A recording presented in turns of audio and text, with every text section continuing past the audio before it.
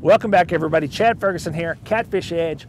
Want to talk a little bit today about circle hooks and some tips for success for choosing and fishing with circle hooks.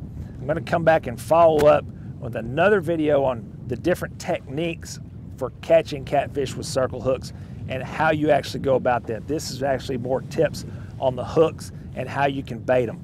So a few things you need to remember. One of the most important factors of choosing a circle hook is to make sure that you have a hook that's large enough. Most people have tendency to look at a circle hook and think, man, that's really big. That hook's way too big. Well, in order for this hook to work, this gap between the point and the shank of the hook has to be wide enough for it to clear the mouth of the catfish so it can turn and hook. So you have to have a hook with a wide enough gap in it to be able to do that. Now keep in mind that the mouth of a catfish is big and thick, especially when you get into larger catfish. Now this hook that I have here is a 7/0 Daiichi Circle Chunk Light. I use this hook for catching blue cat, everything from 2 pounds all the way up to trophy class fish and everything in between, and it works really well for all those fish. But make sure that you use a hook that's large enough. Second tip is to make sure that you tie the hook in a manner that is going to pull the hook forward and not backwards. Now the easiest way to do that is to snell the hook. I've got a real easy way that you can snell them. It's called an easy snell. I'll put a link at the end of this video you can click on and check out that easy snell and how to do that. But you want that hook to pull forward on the leader and not backwards. It does make somewhat of a difference. It's not a deal breaker if you don't do that, but it's certainly one of those things that, you know, it's easy to do, and I do suggest that you make sure that you tie it in that manner.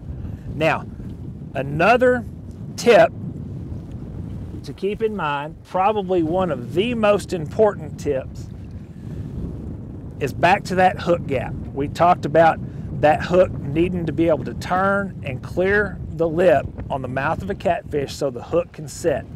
Well, this is one of the biggest mistakes that I see people make, is that when they're baiting the hook, they fill that hook gap up.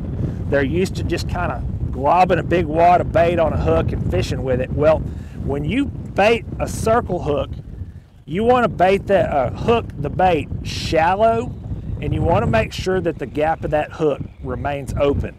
So like with this head that I've got here from this gizzard shad, what I'm going to do is just run it just like that.